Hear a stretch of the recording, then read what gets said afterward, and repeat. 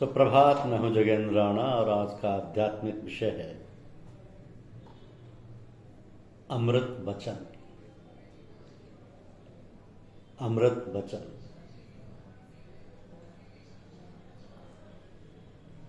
देखिए, ब्रह्म बेला में सात्विक वातावरण रहता है,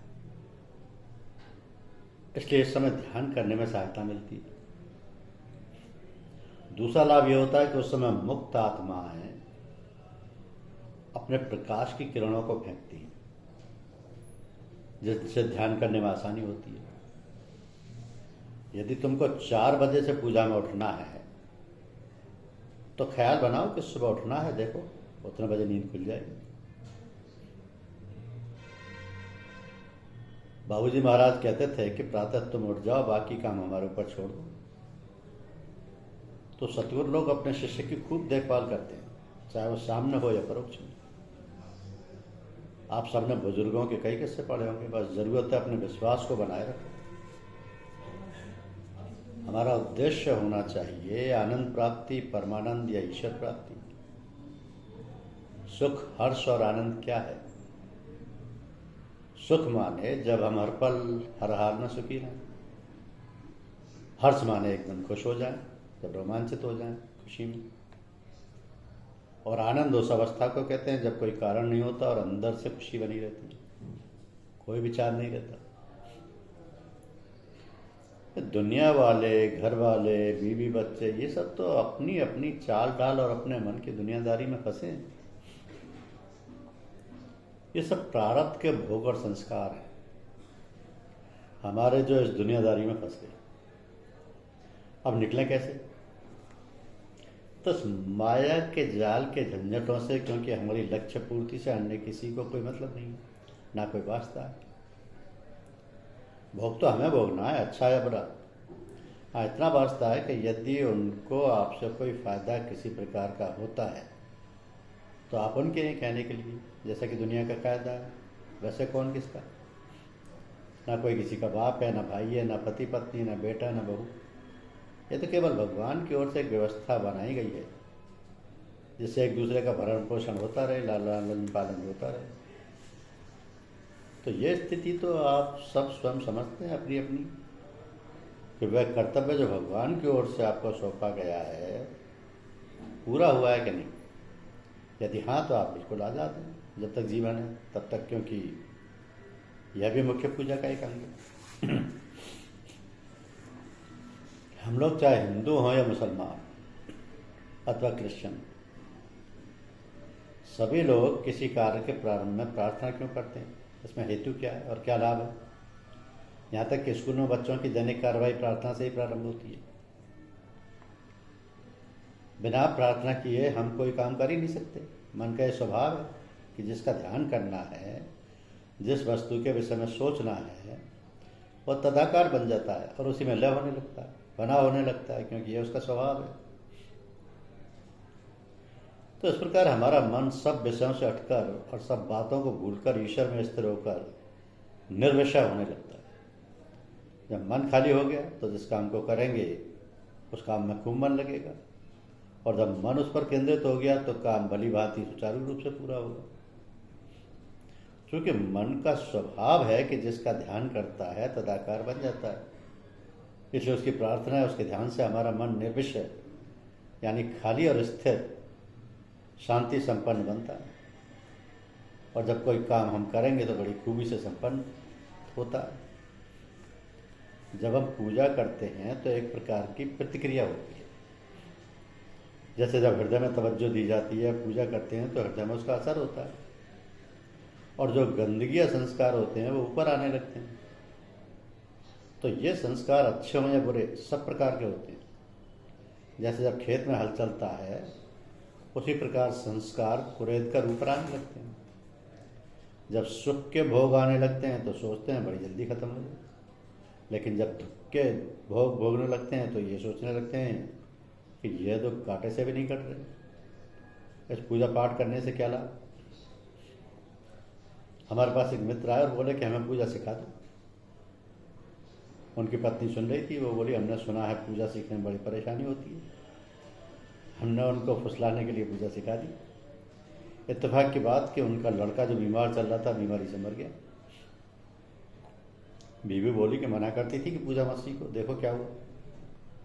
वो सज्जन 10-12 साल बाद फिर से आने लग गए और पूजा पाठ भी करने लग गए। तो कहने का मतलब है कि मरना जीना तो ईश्वरीय नियम से होता है, इसमें पूजा करने या ना करने का कोई तालमेल नहीं।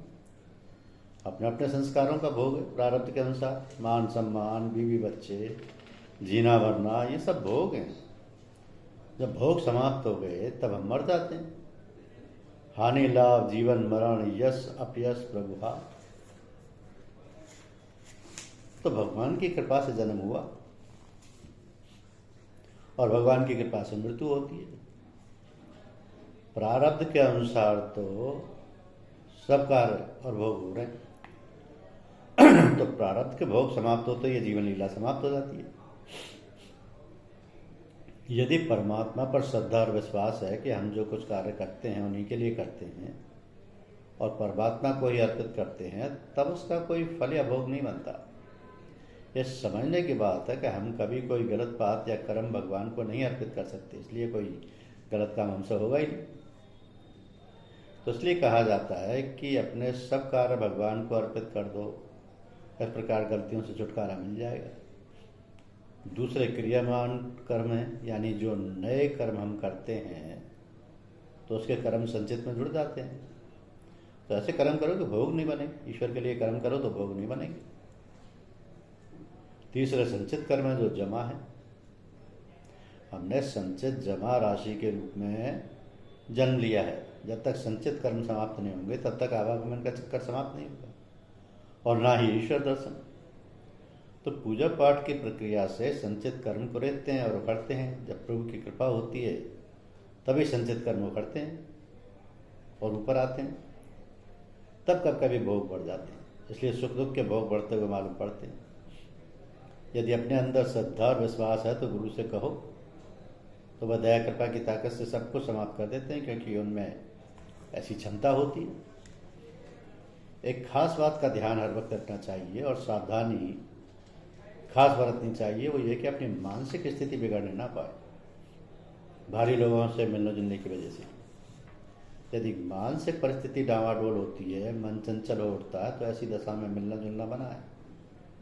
कारण मानसिक संतुलन बिगड़ने से ही सारी गड़बड़ी पैदा होती है और यही नहीं बल्कि तरह तरह की बीमारी पैदा होती है। तो जैसे एक माँ अपने बच्चे को बहुत प्यार करती है और यदि वह बीमार हो जाए तो उसके स्वस्थ होने की प्रार्थना ईश्वर से करती है और यहाँ तक कि उसकी बीमारी अपने ऊपर भी लेने को तैयार रहती है।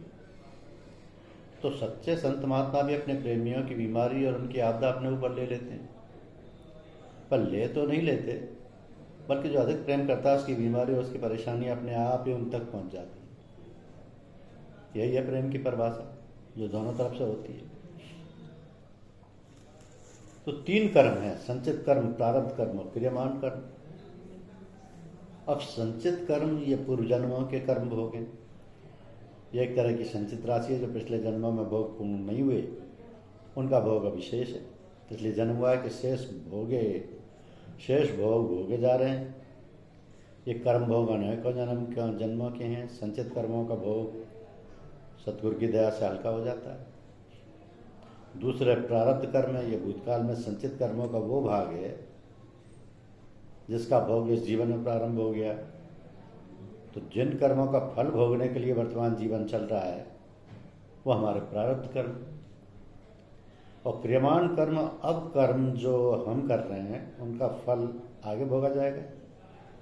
यदि मनुष्य का क्रियमान कर्म सतगुरु की दया से ठीक और सही होता रहे तो मनुष्य का वर्तमान एवं पुनर्जीवन ठीक रहेगा। इसलिए निष्काम कर्म योग करना चाहिए। गीता पढ़ो, समझ में आ जाए। तो कारण शरीर में बीज रूप में सब चीजें रहती हैं। जागृत अवस्था में जो व्यापार चलता है उसमें ज्ञानेंद्रियों का व्यापार चलता है।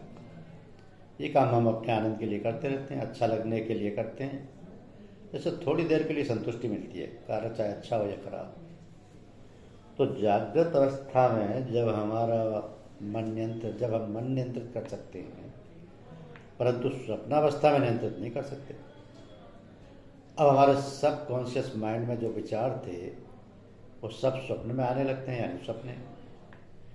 इसलिए साधक को बड़ा सतर्क रहना चाहिए कि इन स्थूल इंद्रियों द्वारा कोई ऐसा कार्य ना हो जाए जिससे स्वप्नावस्था में हमको परेशानी हो। इसी तरह जब स्थूल शरीर थक जाता है तब आराम करते हैं, सो गए, शरीर को आराम मिल गया, पर मन तो काम करता रहता है। सुषुप्ति अवस्था में मन सो जाता है और आराम मिलता है, व्यापार बंद हो गया, मगर करंट है, ये जीवात्मा है। जब आदमी मर जाता है तब मेन हाउस से स्विच ऑफ हो जाता है, तो मन करंट को ऑन और ऑफ करने का जरिया है। साउंड स्लीप में मन को आराम मिल जाता है। आमतौर से शरीर को आराम मिलता है मगर मन को आराम कम मिलता है। तो जागृत, स्वप्न और सुषुप्ति अवस्थाएं आदमी तथा जानवर दोनों में ही होती हैं। इसके ऊपर होती है तुरीय अवस्था, जो साधना के द्वारा प्राप्त की जाती है। तो पहले जागृत, स्वप्न और सुषुप्ति की अवस्था को कंट्रोल करके फिर जब चाहे तुरीय अवस्था प्राप्त कर लें।